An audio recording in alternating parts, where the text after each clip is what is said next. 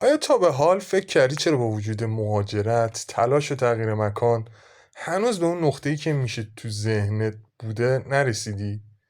چرا بعضی در خارج از کشور شبانه روز کار میکنن اما هنوز احساس رضایت ندارن؟ چرا پول و وضعیت اقتصادی روی عشق و رابطه تأثیر میذاره؟ یا چرا بعضی مردم در کشورهای پیشرفته با مهاجرا رفتار سرد و مغرورانه دارن؟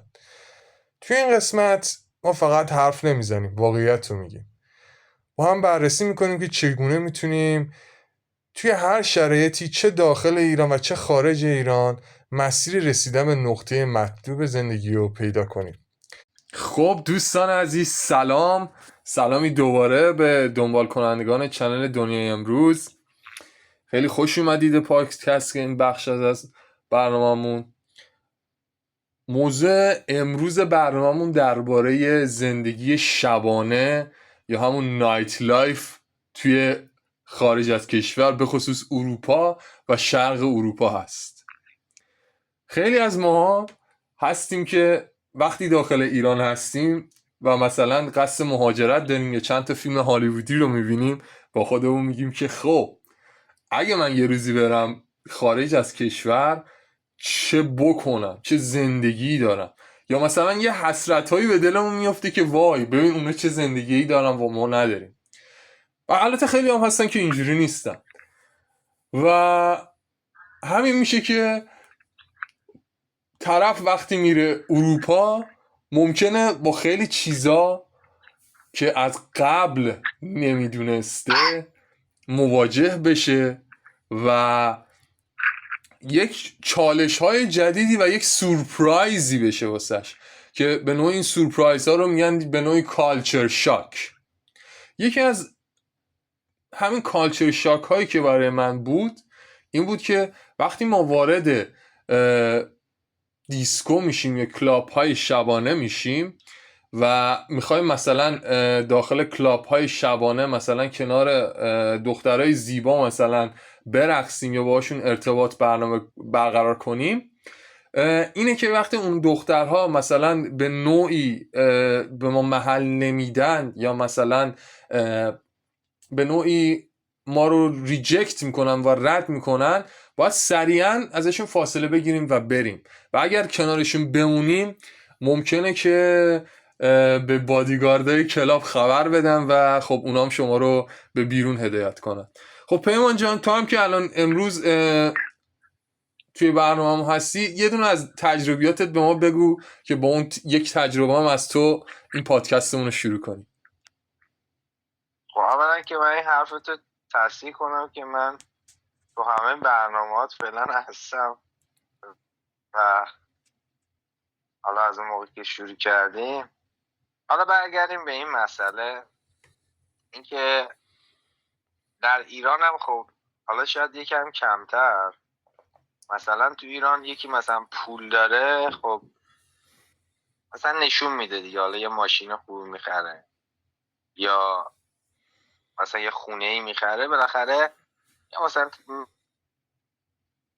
تو فامیل مثلا قبلا بوده دیگه، مثلا یارو میره یخچال میخره و بعد اینکه مثلا یخچال میخره تو فامیل، مثلا اون فامیله میگه منم یخچال میخوام، یا مثلا عکس میگیره میذاره، بعد فامیلاش میبینن میگن مثلا فلانی یخچال خریده و اینجوری مثلا یه چشم و همچشمی به وجود میاد. ولی تو خارج بسته به کشورش، حالا مثلا یکی در یک کشوری یکی در یک کشوریه، چون من خودم تو کشورهای بیشتری بودم، بیشتر میدونم که چی جوریه. مثلا توی کشور شاید یه جوره، نمیشه ما بگیم همه کشور اینجوری. و مثلا توی یه سری کشور یارو میاد یه چیزی رو نشون میده، حالا مثلا یه حالتی رو نشون میده، مثلا زندگیش خوب و لاکچری و فلان، ولی در حقیقت اون مثلا یک لحظه از اون مثلا خوشحالیشو داره نشون میده که مثلا شما همش که تو زندگی اون نیستی. اون مثلا میاد یه لحظهشو نشون میده و شما بگوره این همه زندگیش همین. مثلا نمیاد که حالا وقتی تنهاست رو نشون بده، یا مثلا وقتی بدترین حالت زندگیشون نشون میده. معمولا میان بهترین حالتهای زندگیشون رو مردم فیلم و عکس میکنن. حالا و خب بدترین تو همین حالتاشون هم کشورها حالا حتی فرق اگه داره. بکنن، بدترین حالتاشون هم حتی اگه ضبط بکنن کسی هم اهمیت نمیده، شاید هم خیلی خوشحال بشن. حالا بفرمایید.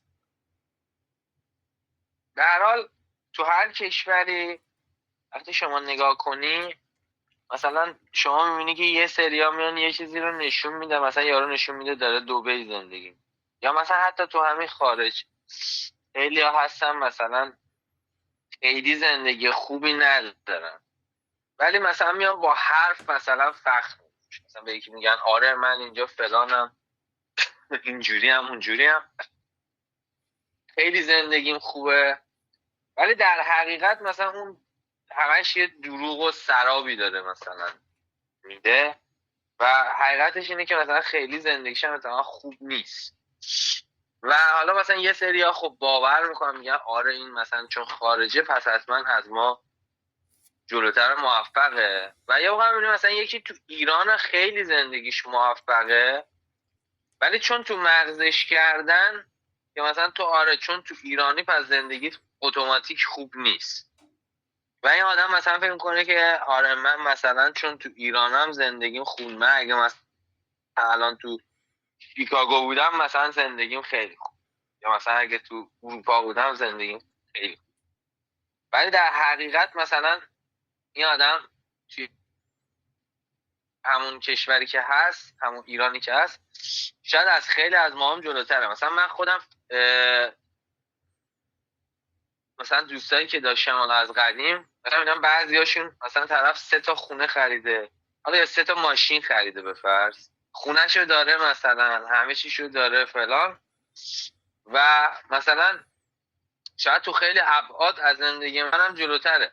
خب من اگه مثلا شاید ایران بودم الان خیلی چیزای بیشتری داشت به فرض، ولی چون اون فکر میکنه مثلا من خارجم، هرچی هم بهش بگم مثلا تو الان زندگیت خیلی جلوتره، اصلا باور نمیکنه، میگه نه تو مثلا داری دروغ میگی، من تو عقب‌تر. البته اینو بهت بگم پیمان جان، بالعکس اینم من حتی دیدم ها، بالعکس اینم حالا از من صادقانه اگه خودم بخوام، کسی بوده که مثلا حتی یه زندگی خوبی مثلا توی ایران داشته و مثلا برادرش که خارج از کشور بوده بهش گفته که حتی اگه شده یه مقدارم مثلا از نظر مالی توی سختی افتادی، مثلا همون زندگی مثلا لاکچری یا همون مثلا درآمد قبلی تو نتونستی توی مثلا خارج از کشور داشته باشی، حتما به هر حال بیا اینجا به خاطر فرهنگ و چیزهای دیگه. اینم من بهت بگم که مثلا حالا اینجوری که ما میگیم فقط اینم نیست که مثلا از این طرف بگیم، خب مثلا یه سری هم هستن که میگم خب نه اینجا بیا حتما، ولی بحث سر اینه که یه سری واقعا اینو باور ندارن که وقتی بهشون میگیم که مثلا ممکنه اگه ما مثلا ایران میبودیم زندگی مثلا بهتری داشتیم، یا مثلا شما که الان ایران هستید زندگی بهتری دارید. حالا بگذاریم از این مسئله، یه حساب سرانگشتی اگه بخوایم بکنیم، مثلا توی اروپای شرقی و مثلا اروپای غربی که الان ما خودمون هستیم، و خب اروپای شرقی خب تو بودی بیشتر تجربه داری و خوبم گشتی، اینجوری نبودی که خب مثل خیلیه تو خونه بمونی و فقط با ایرانیا سر و کار داشته باشی. اینو میدونم که با بیشتر افراد خارجی یعنی غیر ایرانی تو بیشتر سر و کار داشتی و تجربه هم با اونا داری بیشتر. اگه بخوایم مثلا بررسی کنیم چند درصد از زندگی مردم رو نایت لایف تشکیل میده توی اروپای شرقی و غربی؟ خب تو اروپای غربی باید ببینی کدوم کشور. مثلا تا اگه بیای خب آلمان یه کشور مثلا یه نفر که پا میشه میره آلمان خیلی نباید توقع داشته باشه که آره من اونجا مثلا میرم فلان. خب مثلا کیسایی بوده مثلا ما خودمون میشناسیم، حالا اسم نمیارم، یه سری مثلا آدم بوده مثلا گفته من میرم، من مثلا پام برسه آلمان اینجور میکنم که پای رسیدم اونجا بعد سالها. حالا شاید مثلا چرا مثلا شاید قبلا مثلا تو خونه پدر مادرش بوده تو ایران، حالا مثلا پاش رسیده اونجا، حالا مثلا یه اتاق حالا داره تنها. ولی اینجوری هم نیستش که مثلا به فرض فکر کنم من میام اونجا و مثلا دختر گیرم میام بیستار میکنم من تو ایران دستم بسته است. و میونه نه، اتفاقا در ایران بیشتر دختر. این خب مثلا هر کشور و هر کشور میگم مثلا اروپای شرقی یا اروپای غربی، دلیلش دقیقا همینه. مثلا شما میبینی این موقع در اروپای مثلا غربی، مخصوصا مثلا آلمان که حالا مثلا آلمان اروپا طرف میگه خب اسپانیا اینجوری نیست. خب درست هم داره میگه، اسپانیا اینجوری نیست. اسپانیا مثلا این کشوری که شما میره همش تفریح و خوشی و این چیزاست و این آمیخته شده با کار کردنش، یعنی حالت میکسچری بین دوتاش هست. ولی شما وقتی میری مثلا آلمان، شما اول باید ببینید به کدوم کشور داری مهاجرت میکنی، این کشور مثلا چیه، مثلا جوریه. معمولا هیچی نمیدونن از خارج و مثلا یهو پا میشن میان یه کشوری و مثلا توی اون حالت اون کشور میگم مثلا یه ایرانی پا میشه میاد مثلا شرق اروپا، میگه چقدر شرق اروپا خوبه. بعد یه ایرانی مثلا داره تو آلمان زندگی میکنه یا مثلا داره تو نروژ زندگی میکنه، شاید مثلا چرا مثلا شاید یکم حقوقش بیشتره، یکم مزایاش بیشتره، ولی افسرده است، تفریح نداره، باهاش نجات پرستی میشه، حتی یه دخترم گیرش نمیاد، شاید هم پولم داره ولی هیچی گیرش نمیاد چون اونا نجات پرست. من مثلا یکی رفته مثلا یه کشور دیگه، شاید سطح مثلا مثلا شما میبینی مثلا حتی همین اتوبوس و قطارا، به فرض یارو مثلا میره آلمان میبینه که مثلا چراست قطاره مثلا یا مثلا اتوبوس بنزه، ولی وقتی میری توش میشینی میبینی مثلا در حد اون مینیبوسایی که مثلا تهران شمال میبرن. حالا تازه مثلا میبینی الان تو ایران از اتوبوسای خیلی بهتری هم استفاده تازه میکنه. ولی این آدم مثلا تا اون لحظه که تو ایران بوده فکر می‌کردم نه من تو ایران اصلا سرم کلا رفته، من الان برم مثلا آلمان پیروز میشم، تموم شد. ولی وقتی میرسه آلمان میبینه که نه، این خبرام نیست، آواز دهل شنیدن از دور خوش است. حالا باید ببینیم تو چه سبکی شما تو چه زمینه‌ای داری اینو میسنجی. مثلا من گفتم یه موقع میبینی شما داری رو زمینه مثلا دختربازی میسنجی، خب کشورهای اروپای مثلا غربی بیشتر نجات پرست‌ترن. خب درسته که مثلا خودشونو نشون نمیدن ولی خیلی نجات پرست‌ترن. و چون مثلا مثل ما تو ایران به فرض مثلا قانون داریم به فرض الکل نخور، خب درسته که شما نمیرید وسط خیابون الکل بخوری، ولی خب اون پشت یه سری دارن الکل میفروشن، یه سری میخورن میرن میان. خب این جلوشو که نمیتونه بگیره. حالا اینم حکایت نجات پرستیه. مثلا شما میبینی تو اروپای غربی درسته که میگه نجات پرست نباشید، اونام نشون نمیدن که شاید نجات پرستن، ولی در باطنش یارو از شما متنفره و اصلا نشونت هم نمیده. و فرقش با اروپای شرقی اینه که اروپای شرقی این قانونا رو ندارن و اگر مثلا یکی با حقیقت ماجراست، اگر هم بعدش میاد خب میگه مثلا به تو میگه برو گم شو، من تو بدم میاد تو خارجی و شما تکلیف خودتو میدونی که آقا این مثلا من خارجی هم یا من خوشش نمیاد. خب این حالا مثلا روی این مثلا زمینه اینجوری. یه موقع مثلا میبینی شما داری از رو زمینه پولی حساب میکنی، خب بله مثلا طرف میره توی اروپای غربی، درسته که مثلا اگه حالا یه روزی کارم نداره یه حالا کمکی بهش میکنن، اونجوری نیستش که هیچ کمکی بهش نشه. و اینا فرقای اروپای غربی و اروپای شرقیه. خیلی چیزهای متنوعی رو شما میتونی مثال بزنی، ولی تو همون اروپاش هم گفتم، شما تو همون داخل خود اروپاش هم نمیتونی مثلا بگی قطعا همه اروپا هم. خب مثلا ببین اروپای غربی به صورت اروپای غرب شمالی میشه گفت که آفتاب کمتری داره و اروپای غربی جنوبی که آفتاب بیشتری داره، مثل کشورهای اسپانیا، خب ایتالیا. نه، اون مثلا اسکاندیناویا مثلا شمال اروپا، اونا کلا با مثلا این آلمانیا مثلا فرق داره. مثلا اسکاندیناویا اونا نجات پرست نیستن، واقعا اونا اصلا نجات پرست نیستن.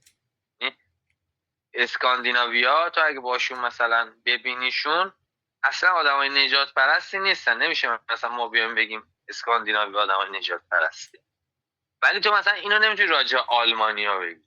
مثلا الان به یکی بیاد بگی آره آلمانیا نجات پرست نیستن، خیلی خوبن فلان، یا داره به خودش دروغ میگه یا اصلا تو باغ نیست. خب و اون نجات پرستی هم میگم اینجوری نیستش که طرف بیاد نشون بده، مثلا پنهانه، مثلا دقیقا. در نهان جامعهشون هست. ولی در اصلی که مثلا تو بیا اینو رو دختربازی بذاری، مثلا بگی آقا من میخوام یه دختر مثلا خارجی پیدا کنم، طرف مثلا پاش میرسه آلمان میبینه هیچ دختری گیرش نیست. خب یا اگرم میاد مثلا دخترای خارجی شاید گیرش، یه خب بهترش گیرش.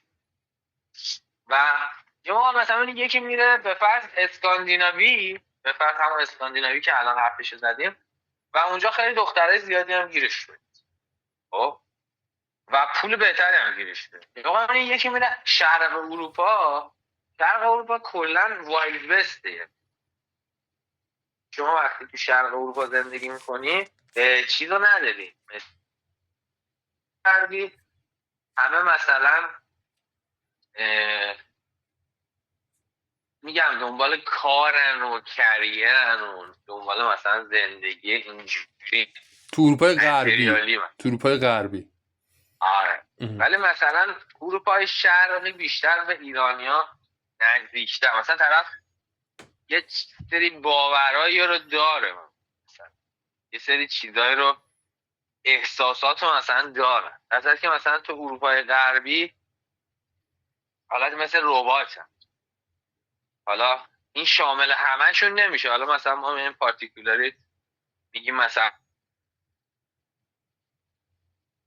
هلندیا یکم حالا مثلا خوشو بشتر میکنن، ولی هلندیا خب آدمای نجات پرست نسبتا، و حالا شاید نه مثل آلمانیا ولی به هر حال هست. ولی مثلا شما میبینید مثلا لهستان یک کشور اینور آلمانه، اونا اصلا زمین تا آسمون با آلمانیا فرق. و میگم بسته به کشورشه، بسته به جاشه و بسته به چیزی که شما میخوای بسنجی. مثلا شما میخوای بیای دختربازی رو بسنجی، یه چیز میخوای مالی بسنجی، یه چیز. مثلا طرف میاد میگه آقا من برم آلمان اول از همه بیا بررسی کنیم دونه بدونه. اگه مثلا بخوایم به دختربازی نگاه کنیم، مثلا حتی ایرانیایی که خودمون میشناسیم، حالا مثلا از همین آلمان بخوایم شروع کنیم، چند درصد مثلا میتونن موفقیت آمیز مثلا یه دوست دختری داشته باشن که به صورت پارتنر مثلا کنار خودشون باشه، مثلا باش دیت کنن، با هم مثلا خودمونی باشن و کارهای لذت ببرن زمانو بین خودشون و مثلا زندگیشون رو پیش ببرن. من خودم توی آشناهام خیلی کم دیدم، اصلا ندیدم، یعنی من بین این ایرانی هایی که من میشناسم کسی رو ندیدم که تونست موفقیت آمیز یه دوست دختر آلمانی داشته باشه. حالا دیت کرده ولی اینکه دوست دخترش باشه من ندیدم تو حالا.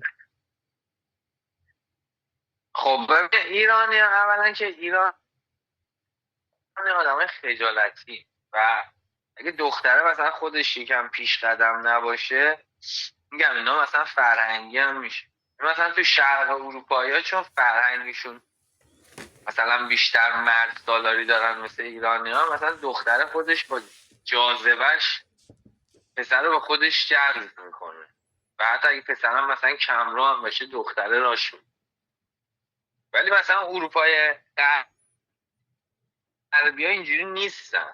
مثلا اونا توقعشونه که مثلا خیلی مثلا یه مثال میزنم، مثلا تو میبینی اروپای شرقی یارو میگه مثلا اروپای شرقی ها اینا مثلا بتیقن فلانن بیسارن، در صورتی که مثلا شما میای حتی همه آلمانیا رو ببینی اونا هم بتیقن دختراشون، یعنی اونا هم مثلا پاش میرسه میگن تو برو کار کن خرج منو بده. البته من اینو بگم، من مثلا آره. با دختر دیت میکردم، دختر آلمانی، اینجوری بود که من هر وقت میرفتم سر دیت و من خودم میخواستم حساب کنم، اصلا یه حالتی بودن که مثلا نه این یعنی چی، این چه وضعشی که